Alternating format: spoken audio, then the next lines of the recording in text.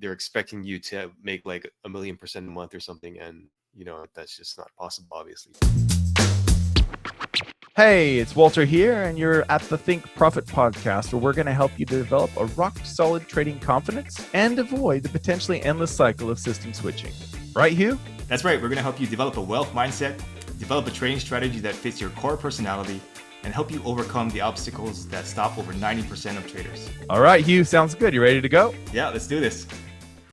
Hey, Walter, how do you suggest people stay motivated when they're trading? Motivated? Oh, well, I would the easiest way to get what you want is to break it down into small little steps. So I'll give you an example. I'm working with a trader right now, and she's trying to get her primary trading system up and running. So she's doing a lot of back testing, and she's getting frustrated, really frustrated, right? And so she asked, like, am I just cursed? do I just have the newbie curse? Like, you know what I mean? Like, what's going on here?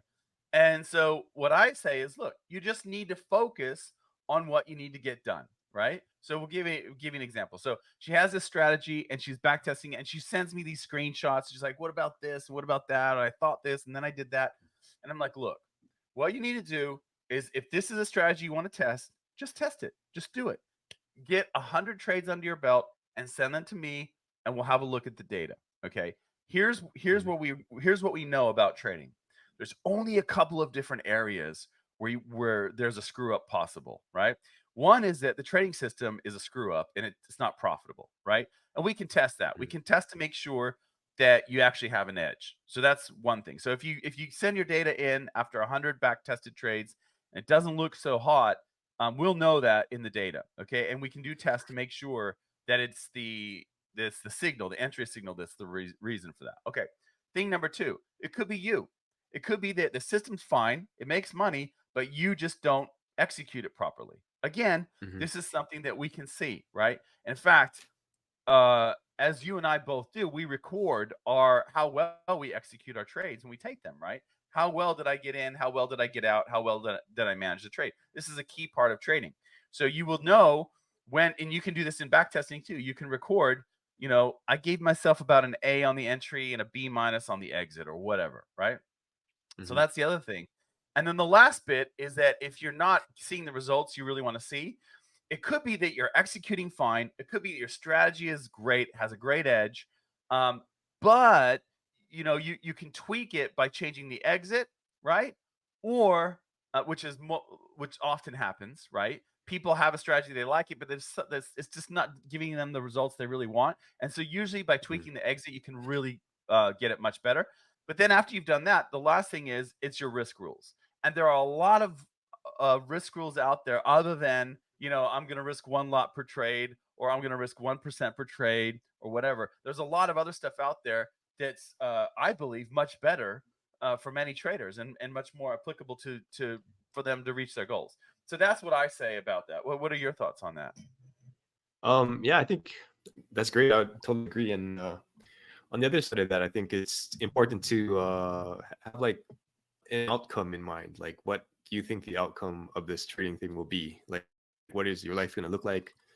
Are you going to be working, not working? About how much money are you going to be making?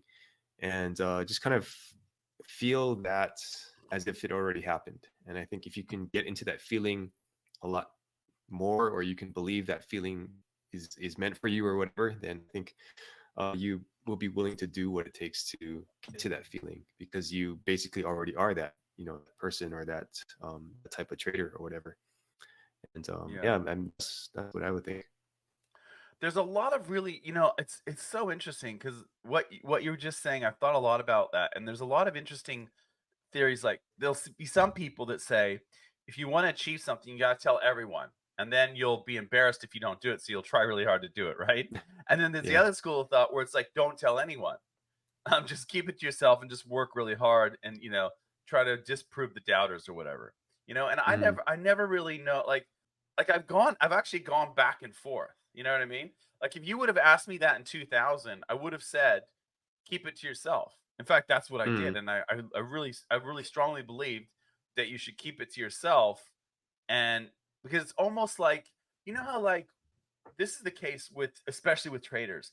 They'll have a problem with their trading, and then they'll go and buy a course, and it's like, now I fixed the problem, and they haven't even looked at the course, right? Yeah. They haven't even Yeah. finished the course. It's like they feel like they've Yeah. done it, they've completed it, they've made they've done the action they needed to do, but they actually never even do like what, you know? And so I kind of felt like, if you would have asked me this in the year 2000, I would have said, don't tell anyone, keep it to yourself, just work it, because if you tell people, you'll start getting praise from others for the idea of what you're going to do, right? Mhm. You don't want Yeah. that. You actually want to get the praise for the action, for actually coming. But now I've come to the realization that I'm more on your side, I think, with what you said just now about, Mhm. kind of feeling it, seeing it, and then working toward that. And in my own life, since 2000, I've seen that work many times, at least three big results that, like, I'm stunned, that it worked. So yeah, so I have to go with the sort of striving towards it and seeing it and all that. You know what I mean? So Mhm. like Yeah, people I would use agree with vision boards, whatever. Yeah. Yeah. yeah, yeah, whatever it takes, I guess. I would agree with you on the not telling people though. Because I think one, you're either going to try and convince them and they're going to say no, it's not possible, or two, like you said, they're going to overpraise you and they're going to say, oh, how's it going, or they're expecting you to make like 1,000,000% a month or something, and that's just not possible, obviously. So I think, Yeah. yeah, that's an important thing to remember. Just kind of keep it to yourself, I think. Yeah, and All it's right. weird, like Yeah. let's say you want to make 120,000 a year, which is not a big, I mean, that for a trader, that's fine, right? But the Hmm. problem with that is that it's not going to be $10,000 a month. You know what I mean? Like, it's Yeah. highly unlikely, unless you're Hmm. trading like really low time frame charts. It's highly, highly unlikely that you are going to be seeing those results. It's much more likely that you're down 10 grand, you're up 20, you're up 25, you're up 6, you're down 10, you're up 30. You know what I mean? It's going to be like that. It's Yeah. not like a paycheck that you get every 2 weeks or every month or whatever in the mail. It's not going to happen. So that's the other thing, is that people get down because they feel like, oh, I'm so far off my goal because I want to make 120 this year, and this month I've only made 5.